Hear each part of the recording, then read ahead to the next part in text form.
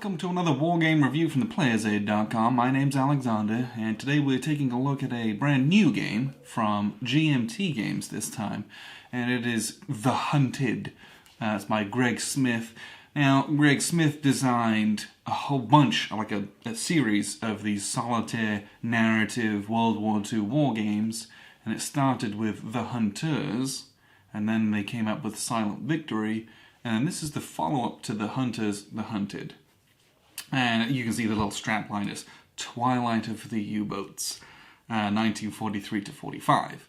It is possible, and there are rules in this, to combine this with The Hunters, let me get it right, and play the entire course of the war, as far as U-boats go at least. There are rules for that, and you can do that if you want to, but this plays as a standalone game. Standalone rules, everything's in here that you'll need to play. Now, I think originally the game was, I don't exactly know how it works, but it was published by Consim Press and then distributed through GMT, I believe. But now it's published, it's got the GMT tag on it, everything's by them, so you just buy it on their website, you know it's coming from them, and they support everything now. So it does have the new rulebook that this has. It's much more in the fashion of the new GMT rules. So I really like them. Very easy. Everything's broken down pretty decently. There was very little that I didn't know what I was doing. Now, I also have experience with games in this series and the way that Greg writes rules, so this was a very easy pickup for me. I do like these sub-games. Greg's done a lot of different games, a lot of different solo topics. The sub ones are dear to my heart because the tension to me is much more palpable in these ones. Because you're a steel wolf, right? These submarines can take much more of a beating than some of the aircraft games out there where you're like, I take a hit and it's like, oh, I run away. This one, like, you can take a beating, and you will, especially in this one, and you need to as well. To be able to kind of get away and be successful and to have any kind of longevity in the war as a U-boat captain. But I don't know, I like the sub one. You get locked into these cycles of trying to escape destroyers and escorts, and they keep charging you or chasing you down, and you keep trying to get away, and the damage gets more and more and more. And why that's really important is because the more damaged your ship is, it means it's longer before you can get out on the seas to do another patrol. And that affects how many ships you'll be able to sink over the course of a campaign, which then affects your victory level, right? If your ship's so damaged every time, because you keep doing risky things or you can't get away, then you will literally sink fewer ships over the aggregate course of a campaign, and you will do worse as a sub-boat captain. So, I think there's more at stake. I really like these games. So that's just, spoiler alert. On top of that, understand that as a solo game, this is a narrative game. Solo games, generally speaking, divided into two categories. One that's, you make all the decisions very crunchy, and one of the ones where the decision base is much smaller, but it tells very, very, it's narrative based. You're here for the story, It's less about command and control, and it's more about, oh, what happens? Oh, this cool thing happened to me. And that's very much what this one late comes into. Now, what I'll do is I'll show you the board and how that works, and then we'll wrap up with a few final thoughts. So here's a look at, it's not really a map, you'd be hard-pressed to call it that. There is a decorational kind of just an aesthetically nice map that you can use, and it replaces this chart down here. It's just a nice map of the Atlantic with the various targets and patrols that you'll go on. You don't have to use that though, it's entirely optional, but it looks something like this. You can kind of just overlay it to block that off, but you can see it's all the same number of boxes and transit routes that you're going on instead of just going up a track. If you want to do that, you can. But you don't have to, that's just a nice extra that they added in. But basically here's your submarine, and it's got a bunch of different charts and holding boxes. So the first thing you're going to do is you're going to load up your submarine with a number of torpedoes, and there's a specific loadout that you'll have as shown at the bottom here. Depending on what year it is, will depend on how many and what type of torpedoes you'll be carrying. So you might have something like these little electric torpedoes, and then there's a reverse side as well. And then there's some specialized ones, and then there's all these different, there's steam torpedoes as well, which aren't as reliable in a way, but they give you away because they leave a wake of bubbles, but they, so there's some cool stuff to do. But basically you're going to load up your submarine's forward torpedo tubes, and we'll put a couple of different bits and pieces in here. So we'd have something, I have a setup similar to that, and then you'll have, I think it's like 8 torpedoes in reserve, and it tells you what it is that you've got in reserve as well. So, you'll have a few, and then you might also have some, you'll have some, in your aft tube as well, and you'll have one reload in the back too, depending on, this is what you're going to have. In this game, you might have a deck gun. It's pretty much going to get ripped off as soon as the campaign progresses more than a couple of missions. The die roll is more than likely that they just remove your deck gun, so you just don't have one, which is pretty fascinating. I don't know if they just... It became obsolete. There was no point to it, so they just took them off, basically. And then you'll have some markers for things like if your sub is flooding, or if you're taking any hull damage as well. And then there's all these boxes for all your different systems and crew members. As they get damaged, and they will, or if you take wounds, which they will, you'll put markers in those boxes. There's holding boxes for all your different awards and ranks and some different events here and there. And then some special holding boxes for cool new sonar systems, detection systems, anti-submarine warfare systems that you'll use, decoys, things like that. I have markers for those here, so you'll have little bold decoys that you'll be able to drop off. And this is kind of what it's going to look like, and you'll have your little submarine marker, and they're going to go on a particular mission. That's what they're going to do. And then you'll mark on here, like, I'll say you're based out of France, that's your current base. And that's going to be a reference, because what this game is essentially is these set of charts over here. This is what you're just going to roll on charts and move along, see what happens, see if you find anything, and then you're going to attempt to sink whatever it is that you find. So to start with, we're going to roll on this patrol chart. And based on whatever the date is going to be whatever column you roll on.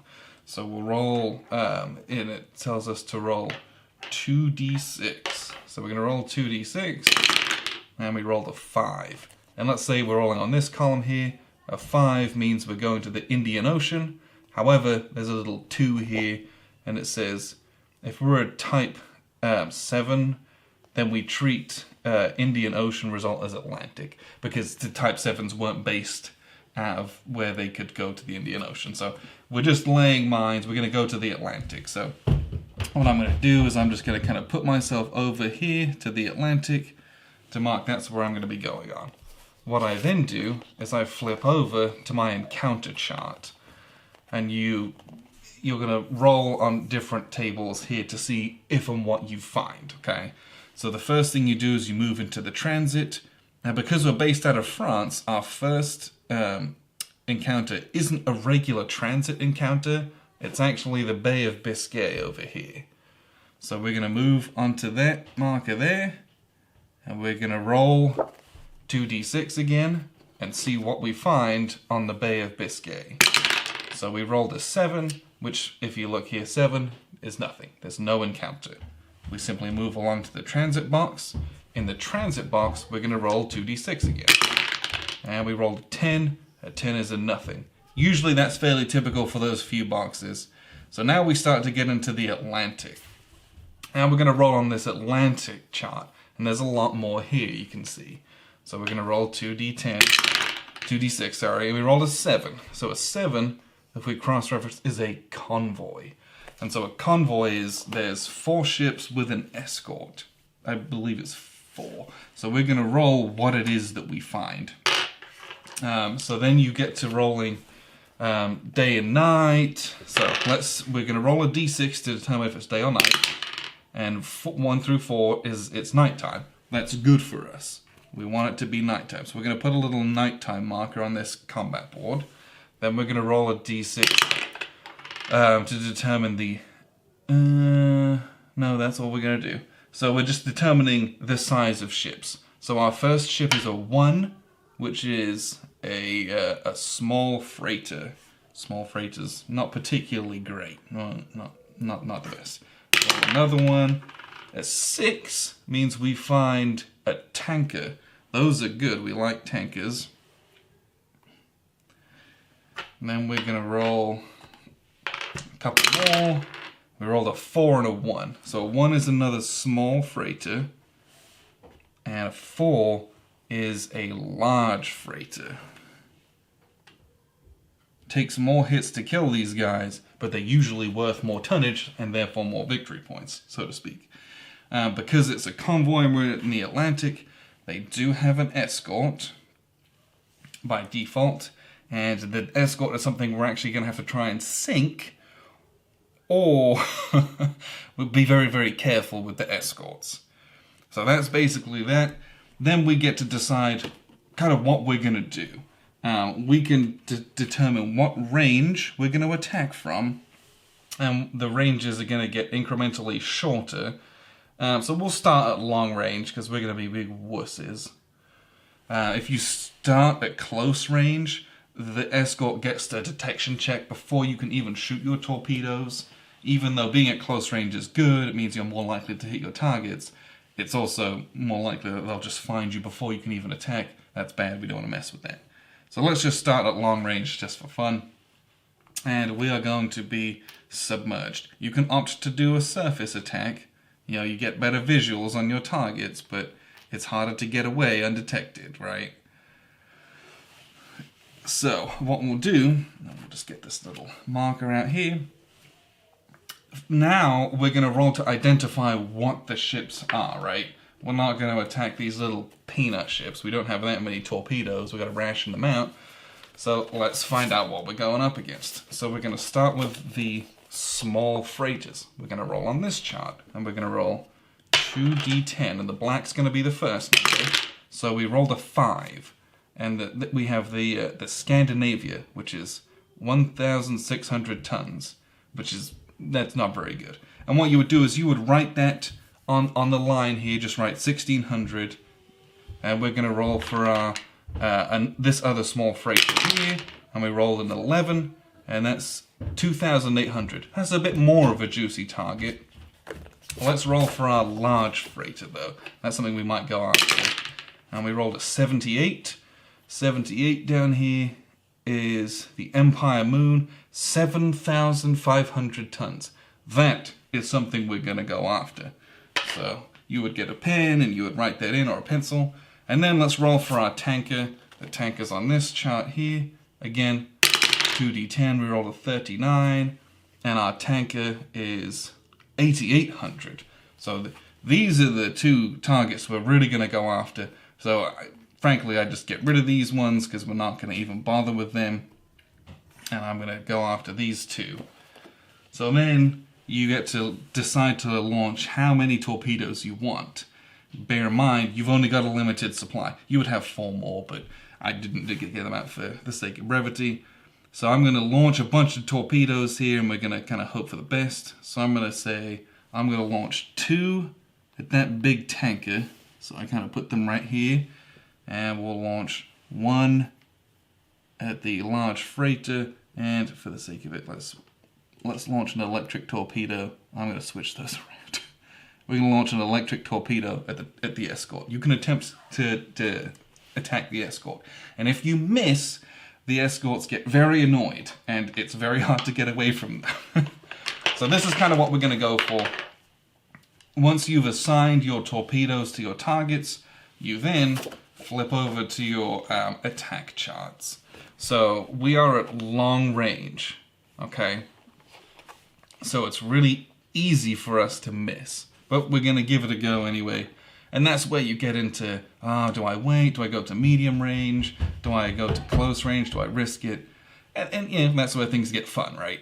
So we're going to go on the long range table. Let's roll these 2 Steam G78 torpedoes. So we need a 6 or less to hit. So we're -1 because it's nighttime, so that's good. Let's say we don't have the Knight's Cross. We're not green. We're not attacking an escort. You just kind of go through here. G7E. We are G7A because we're Steam, so we're not going to worry about those. Okay, these steam torpedoes are weaker. They're just not as powerful. The electric ones are not as powerful, so that it's easy to hide when you use them, but they're not as strong. So what we'll do is we're going to roll these 2d6 -1. So for the first torpedo, 5, 6, 7, -1 is a 6. We're going to hit. That was a very good roll. And the next one, we roll a 5 to a 4. That's also very, very good. That's excellent. That's what we want to hear. So this large freighter, we're targeted by this torpedo. So we're -1 because it's night, but this is a G7E for electric, FAT, and we're at long range, so we're actually +2, so it's a net of +1.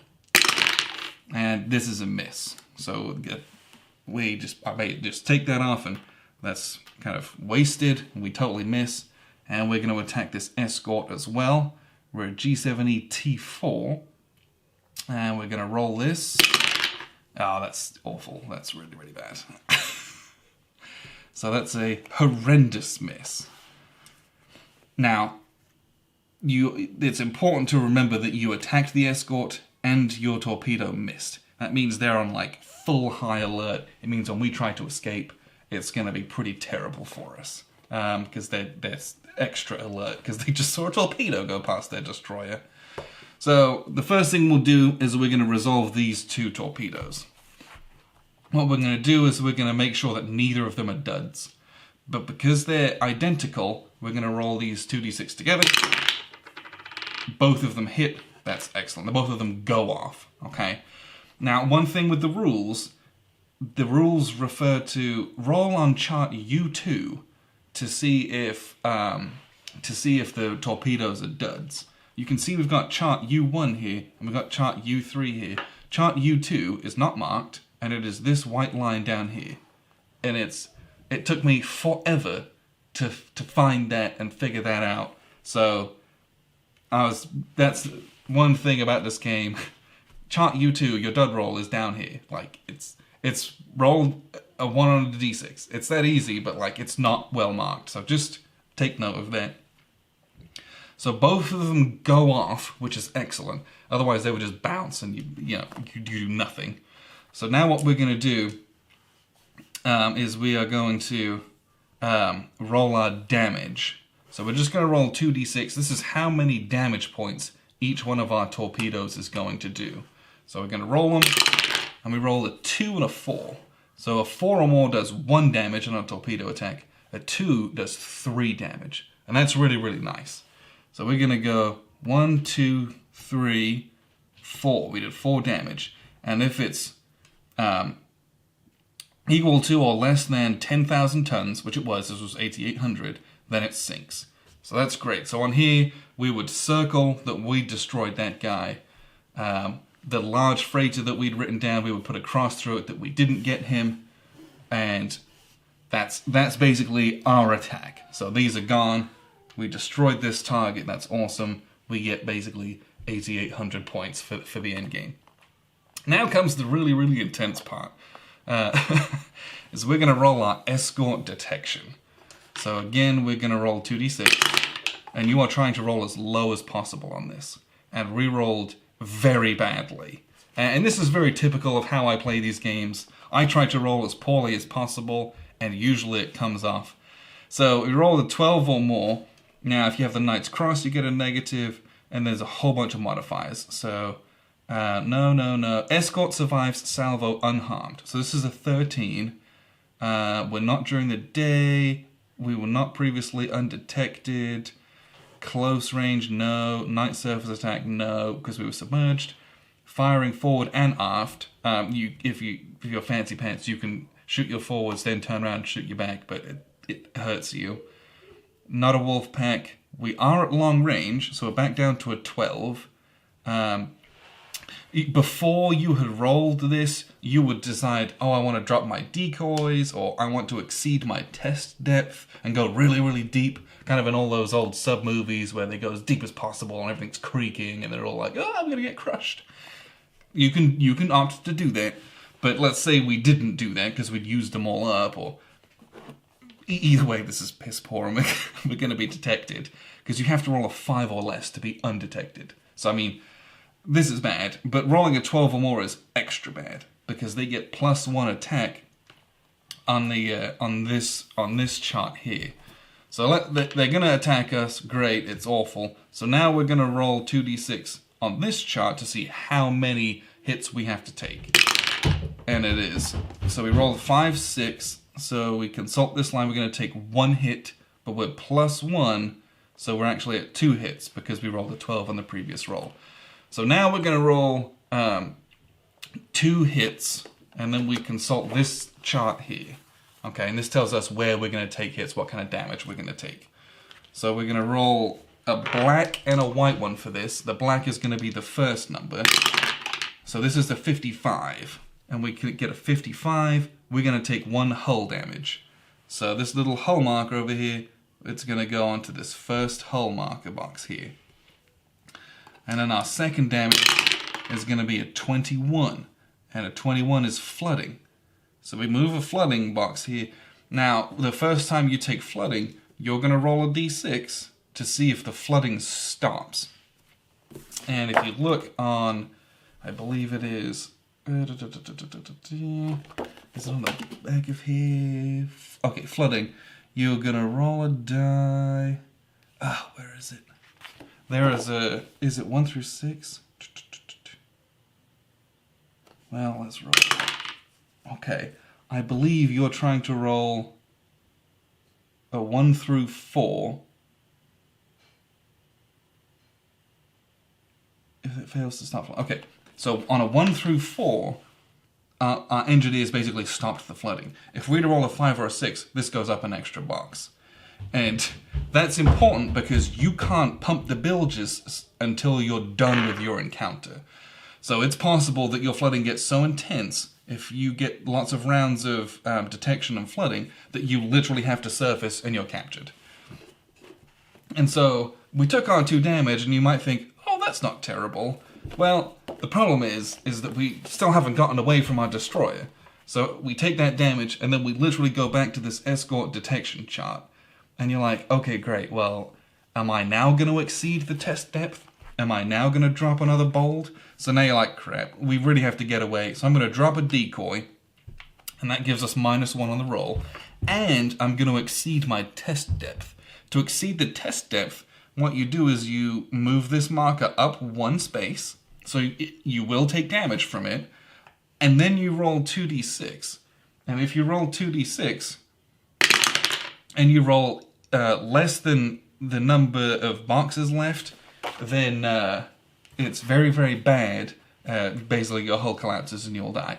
But we survived exceeding our test depth, so now we're going to roll on our escort detection at -2. So we 5, 6, 7, 8, and we look down here. So we're +1, -2, so we're -1. And so we still don't get away. We're still detected. So then you roll for more damage. They rolled a 9, so they're going to do 3 hits to us. So then you go back here, and then you roll another 3 hits. And you do this over and over and over again. 44 is flooding, so you do flooding, and then we check to see on a 1 through 4 we don't flood more, so that's good. So that's one of our 3 hits. Then we're going to roll 56, which is our deck gun. We don't have a deck gun because it was removed before we went on patrol, so that's a miss, basically. And then we roll a 32, and 32 is our schnorkel, which is very bad. So there's a bunch of markers here. So our schnorkel is damaged. I can't see it for the life of me where it goes. It's right here. Boop, that gets damaged. And then it tells you here what all those things, so we can't use the following combat. You can't use your schnorkel, which is a type of movement that you can do. So we took more damage, we still haven't got away, so then we roll again for escort detection. And you keep doing this. Alright, so I think, you know, if you're doing your bolts, if you're exceeding a test depth, you may or may not get away. And that's how this game is. It's this cycle of, you're going to take so much damage. How much can you get away with? How long does it take you to get away? And then it's, okay, what can I repair? So let's say you escaped and you had all these damaged systems. You have to try and repair them mid patrol. And if it's things like your periscope, you roll a 1 through 4, you repair it. If you roll a 6, for example, your things aren't just broken anymore, they become inoperable. You literally cannot use any of those things, and you cannot attempt to repair them again. But that's what this game is, right? It's moving through boxes, doing some combat, trying to get away with it. You'll go home, you do all these repairs that takes a bunch of time, then you got to get back out to the seas, and at the end of your campaign, whether you die or live, you're going to collate how many ships you sunk, how many tons of ships you sunk, and that's how you're going to score. So, it's an enjoyable story game. This one has a lot of tension. This one I feel like you're up against the wall as the Germans. It's late war, and the Allies will be all over you. Surviving this one is in itself a feat. But it is a dangerous game, but one that I enjoy. So what I'll do is I'll wrap up with a few final thoughts. So, I enjoy this game. As you can see, it's not a particularly complicated game. And you do have like a hand of these like 5 charts, and I have like a method of how I hold them quite literally. So I can just flip to make it nice and easy. And it's a lot of dice rolling, a few decisions about how and when you attack and what to attack with and who to attack. And then do I drop my decoys? Do I submerge to exceed my test depth? There's a few choices in there, but a lot of it is story based and it's narrative, and I enjoy it in this setting. I think it's a fun game. I understand that that's not for everyone. However, this game has a very small footprint. The reality is that you can play this as basically 2 cards, you hold the rest in your hand, a couple dice encounters, so you can pack this into a small play space, which I appreciate. It's a mobile game, you can play this, like this is the kind of thing you take with you when you're packing to go for a weekend conference for work or something. You can get away with doing this, play in your hotel room. This is a game that you can do a lot with. Now, compared to something like Silent Victory, the campaign length is much, much shorter. It's basically,